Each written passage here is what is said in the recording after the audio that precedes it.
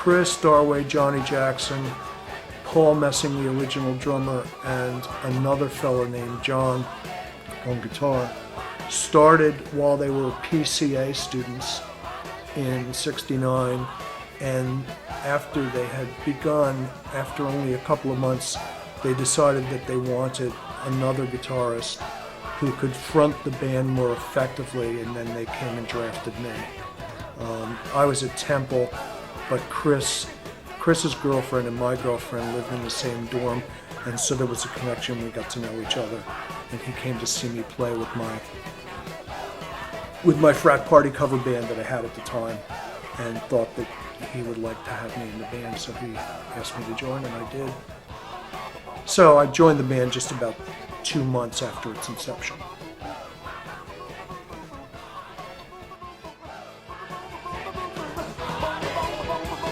Well, I always assumed it was Johnny. And originally, before I joined the band, there were 2 Johns.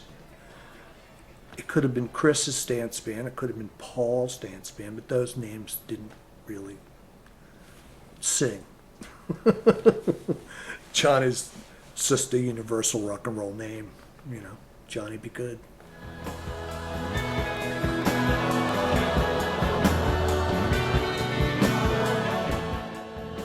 But we also did a lot of, from the very beginning, we did a lot of insanity, because it wasn't designed to be a commercial venture.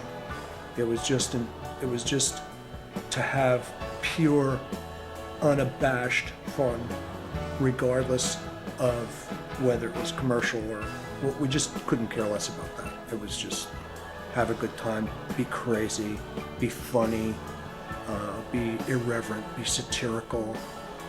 And then we started writing songs gradually, and they took that shape from the very beginning. Although we had some straight songs, they were in the minority. Most of the songs were like, I always called it like rock and roll with vodka.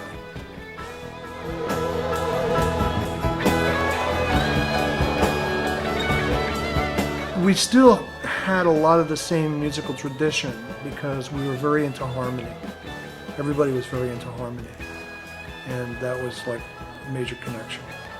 And everybody was very into dance grooves per se, but rock and roll dance grooves, you know, straightforward rock and roll dance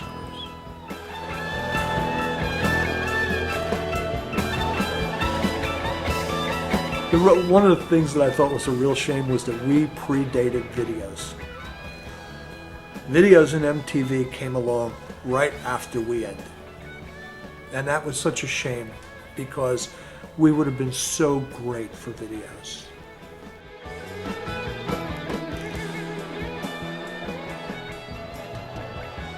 And Tony called a couple with not too long after saying, well, we're putting the band together to do live gigs. Are you interested? I said, sure.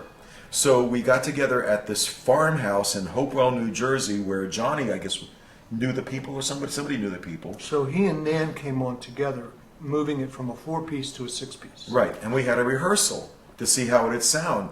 And it was just, wow, this is kicking. This is really cool. I like this. And it just started gelling.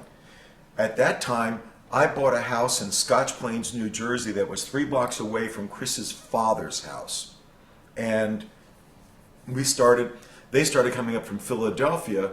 We would rehearse at Chris's house because his father was a widower, and there was nobody home during the day, and he wouldn't care if we played till 3 o'clock in the morning anyway, because he was a cool guy. And so we would rehearse at Chris's house and leave all the stuff set up, and and half the band would crash at my house. So this went on for a few months before we actually did our first job together, which was January 24th of 1974 at John's place. No, 73.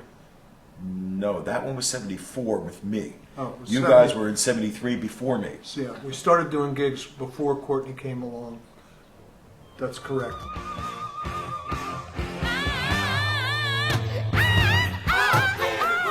And so I was scouring the Village Voice. I read an article, an advertisement for you guys, for the dance band. Now it said, see, typically me. I read it, I'm still the same. Wow, Uncle John's band. Wow, a Grateful Dead cover band. It's a gig and it's out of state. So that was really what, I don't know if I ever told you guys that I initially thought, wow, Uncle John's band, cool deal. I'm not a Dead fan, but it was, as I said, anything to get out of it. Oh, first I had to pass the audition. This was fun.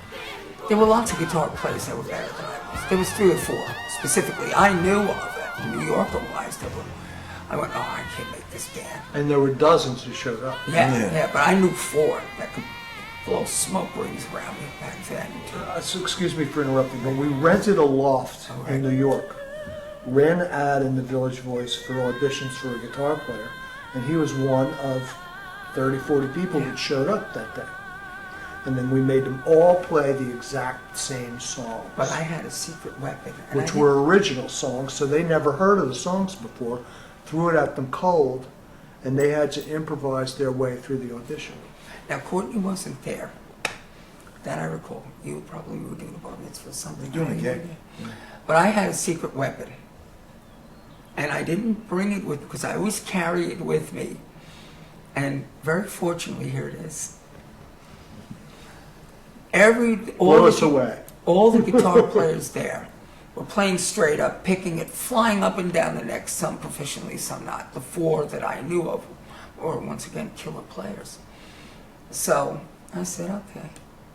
They started playing, I whipped out the slide and played Who Dat Knockin'. I played it on slide. That's a tune that Tony wrote, primarily. And I started playing it on slide. And they were like, because no one else did. You know, 74, I was fresh off of listening to Ry Cooder and I forgot Into this part of Deep the story, Purple. but this is great. Yeah, you remember that when I played the slide?